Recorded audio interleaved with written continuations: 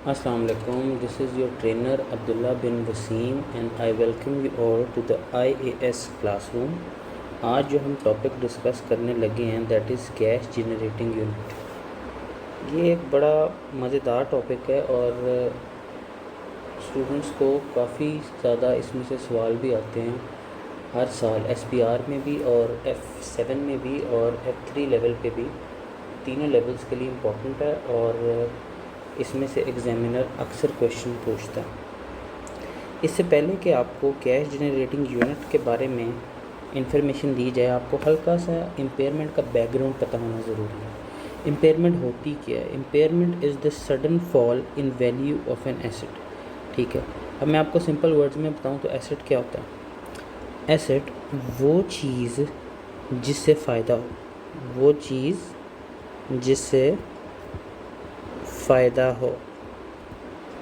जी, अब एक छोटी सी एग्जांपल है, उसके बाद हम डिटेल स्टोरी की तरफ जाते हैं। एक एसेट है जो आपके पास रिपोर्ट हो रहा है 25,000 का, उससे बड़े से बड़ा मिलने वाला फ़ायदा 20,000 है। तो और हमारे पास वो रिपोर्ट हो रहा है 25,000 का, तो 5,000 से ज़्यादा है ना उसको, अगर हम 25,000 पे ही रिपोर्ट करी रखें। ये तो हिंट है इम्पेयरमेंट की कि वो चीज़ 5,000 से रिड्यूस होगी, इम्पेयर होगी। ठीक है, अगर हम अब लार्जर एग्जांपल की तरफ आएँ तो अब आप देखें कि एक एसेट है जिसकी कैरिंग वैल्यू है 50,000। ठीक है, और उसका एसेट का जो बेनिफिट है, बड़े से बड़ा फ़ायदा जो उससे मिल सकता है, अगर आप उसको बेच दें अभी मार्केट में जाकर तो वो 30,000 का बेच सकते हैं, और अगर आप उसको यूज़ करें और उसके फ्यूचर यूज़ से जो बेनिफिट होगा उसकी प्रेजेंट वैल्यू निकालें तो वो वैल्यू इन यूज़ कहलाती है, वो है 40,000। अब 30,000 का भी फ़ायदा हो रहा है, 40,000 का भी, तो हमें कौन सा पसंद होगा? हर किसी को ज़्यादा फ़ायदा ही पसंद है, तो 40,000 का। अगर हम इसको इक्वेट करें तो 50,000 कैरिंग वैल्यू है और उससे बड़े से बड़ा फ़ायदा जो हो सकता है वो है 40,000। ठीक है, इसका मतलब है कि 10,000 से इम्पेयर हो गया है हमारा एसेट। 10,000 से हमारा एसेट इम्पेयर हो गया है, क्योंकि बड़े से बड़ा फ़ायदा जो हमें उसके यूज़ से मिल सकता है वो 40,000 है, तो हमें उसको इम्पेयरमेंट लॉस को रिकॉर्ड करना पड़ेगा। ये तो था बैकग्राउंड इम्पेयरमेंट का। अब वैल्यू इन यूज़ की तरफ आते हैं। वैल्यू इन यूज़ का प्रॉब्लम ये है कि वैल्यू इन यूज़ जो है वो बहुत सी चीज़ें ऐसी हैं जिनकी वैल्यू इन यूज़ अकेले नहीं निकाली जा सकती। फॉर एग्ज़ाम्पल, एक एग्ज़ाम्पल मैंने लिखी है रेस्टोरेंट की।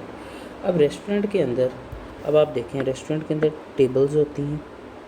ठीक है, एग्ज़ाम्पल ले लेते हैं, एसीज़ हैं, वेटर्स हैं। अब क्या टेबल अकेले रेवेन्यू जनरेट करके दे रही है रेस्टोरेंट को? तो इसका आंसर है नो। क्या एसी अकेले जनरेट करके दे रहे हैं रेवेन्यू? नो। क्या वेटर्स इंडिपेंडेंटली रेवेन्यू जनरेट कर रहे हैं? नो। लेकिन ये सब मिल के रेस्टोरेंट को रेवेन्यू जनरेट कर कर दे रहे हैं, तो ये कॉम्बिनेशन है जिसकी वजह से रेस्टोरेंट चल रहा है और रेवेन्यू जनरेशन का प्रोसेस हो रहा है। तो बहुत सारे लोग कंफ्यूज होते हैं कि जी ऐसी जगह जहाँ पर वैल्यू इन यूज़ नहीं निकाल सकते वहाँ हम क्या करते हैं। वहाँ पर ही तो कॉन्सेप्ट आता है कैश जनरेटिंग यूनिट का। ध्यान से सुने, वहीं पर कॉन्सेप्ट आता है कैश जनरेटिंग यूनिट का। अगर हम नीचे जाएं, अब कैश जनरेटिंग यूनिट को डिफ़ाइन करें, it is the smallest combination of assets which can generate revenue independently. ऊपर मैंने आपको ये बताया, स्मॉलेस्ट कॉम्बिनेशन ऑफ एसेट्स है जो मिलकर रेवेन्यू को जनरेट कर रहे हैं। ठीक है, अगर आप ये देख लें कि एग्जांपल है बड़ी मशहूर, एक एप्पल पार्क है, ये आप सबको पता होगा, ये कैलिफोर्निया में सिचुएटेड है, USA के अंदर। ये एप्पल का हेडक्वार्टर है। ठीक है, ये उनका हब है बिजनेस एक्टिविटी। लेकिन ये तो एक सेंट्रल, ये मशहूर इस वजह से कि गोल बिल्डिंग है, इन्होंने बड़ा अच्छा आर्किटेक्चर इसका बनाया हुआ है और सब चीज़ें ना, एप्पल है, ज़ाहिर बात है, इतनी बड़ी कंपनी है। तो बात ये लेकिन कि पूरे USA के अंदर जितनी स्टेट्स हैं, मेजॉरिटी ऑफ स्टेट्स में एप्पल स्टोर्स हैं through out the USA।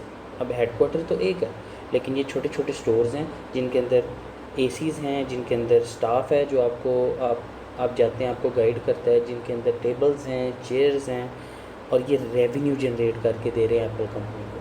Her store independently revenue generate करके दे रहा है with the help of combination of assets.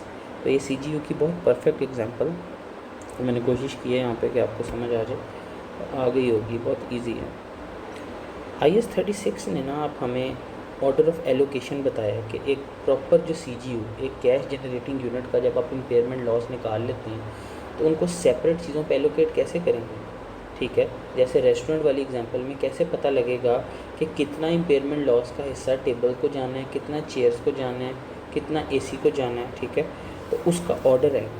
सबसे पहले ऑब्वियस इम्पेयरमेंट, अगर आपको एग्ज़ाम के अंदर या अगर आपको क्वेश्चन के अंदर ये पता लग जाए कि किसी चीज़ की इम्पेयरमेंट खुद ही निकाल के उन्होंने दी हुई है तो ये ऑब्वियस इम्पेयरमेंट में आ जाता है। ठीक है, स्टेप नंबर 2, गुडविल को, दूसरा हिस्सा गुडविल को जाएगा और फुल राइट ऑफ होती है गुडविल यानी कम्प्लीटली।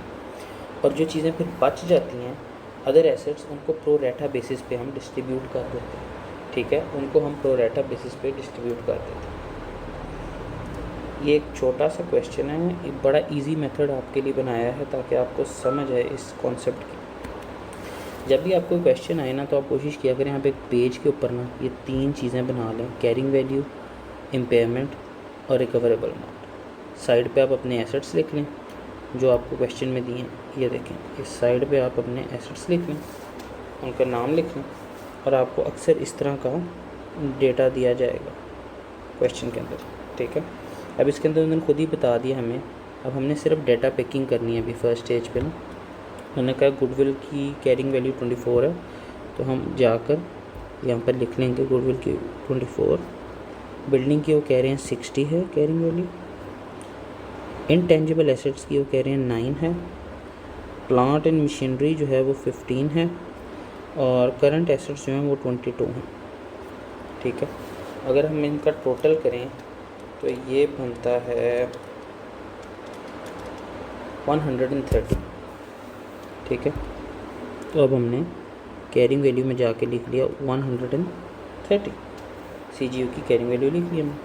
अब रिकवरेबल अमाउंट भी देखें उन्होंने हमें यहाँ पर दी हुई है ये, और ये 100 हमने लिख लिया रिकवरेबल अमाउंट। अब यहाँ से साफ पता लग रहा है कि 30,000 की हमारे पास 30 की हमारे पास इम्पेयरमेंट आ गई है, वो वैल्यू एक्सेस है, ओवर एंड अबव।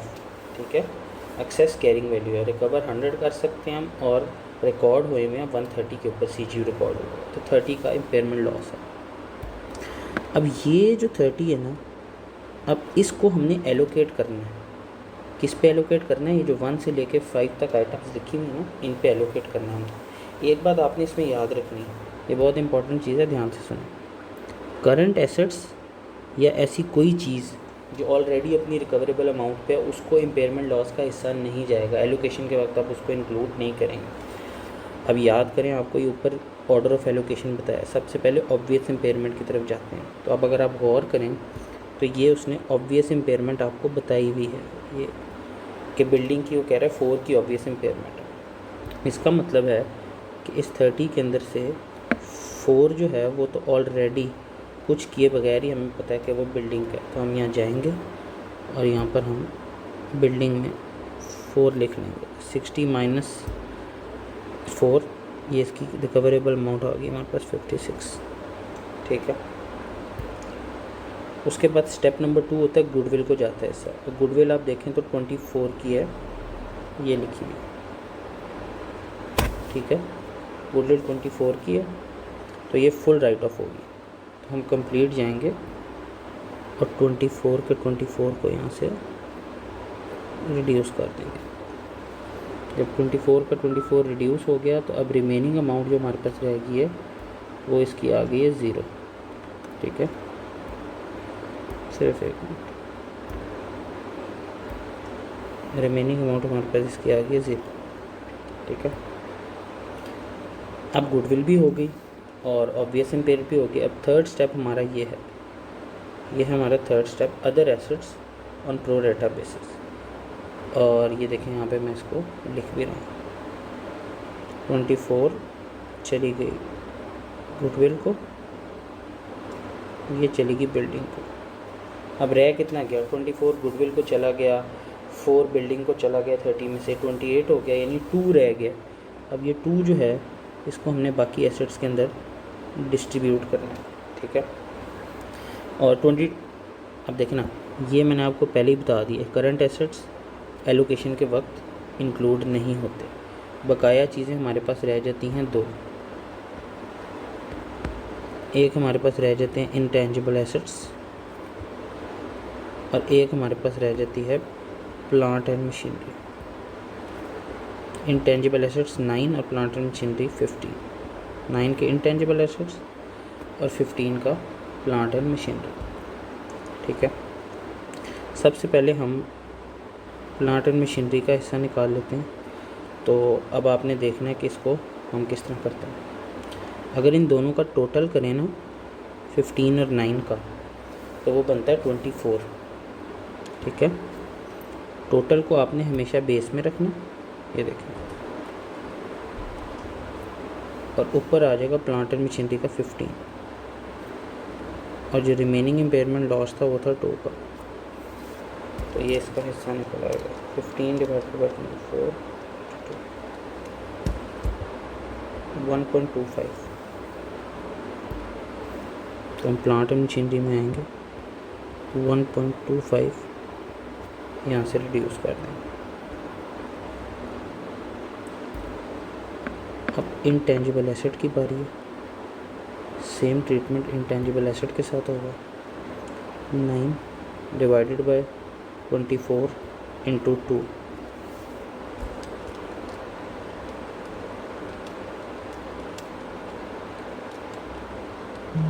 ये आ जाता है 0.75।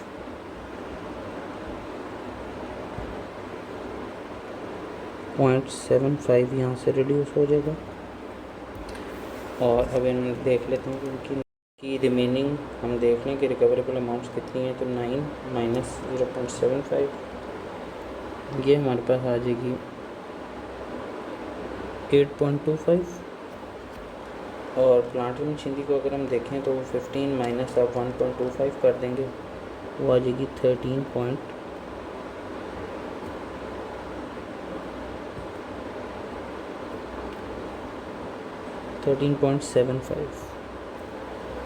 ठीक है, इन सारों का अब अगर आप टोटल कर लें, और ये जो थी करंट एसेट्स, ये ऑलरेडी अपनी रिकवरेबल अमाउंट पे थे, तो ये एज इट इज़ आ जाएंगे। ठीक है, अब इन सारों का आप ज़रा टोटल करके देखें। अब इन सब का टोटल जब करेंगे एग्जैक्ट 100 आ जाएगा। यानी जितनी वो एक्स्ट्रा अमाउंट थी जो हमने रिकग्नाइज़ की हुई थी 30 की इम्पेयरमेंट जो थी टोटल, उसको अब हमने डिवाइड कर दिया है IS 36 के रूल्स के मुताबिक। जिसको जितना हिस्सा जाता था वो दे दिया। तो अब आप देख लें कि ये मैच कर गया है। ठीक है, तो ये था CGU का टॉपिक। उम्मीद करता हूँ आपको वीडियो पसंद आई होगी।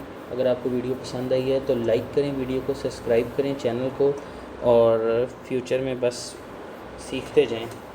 सीखने की स्टेज है आप लोगों की, सीखते जाएं। और अगर आप डिटेल IFRS का कोर्स लेना चाहते हैं तो लिंक में दिए गए डिस्क्रिप्शन में नंबर है, उस पर कांटेक्ट करें और आप डिटेल SPR, F7, F3 ये पेपर्स आप पढ़ सकते हैं।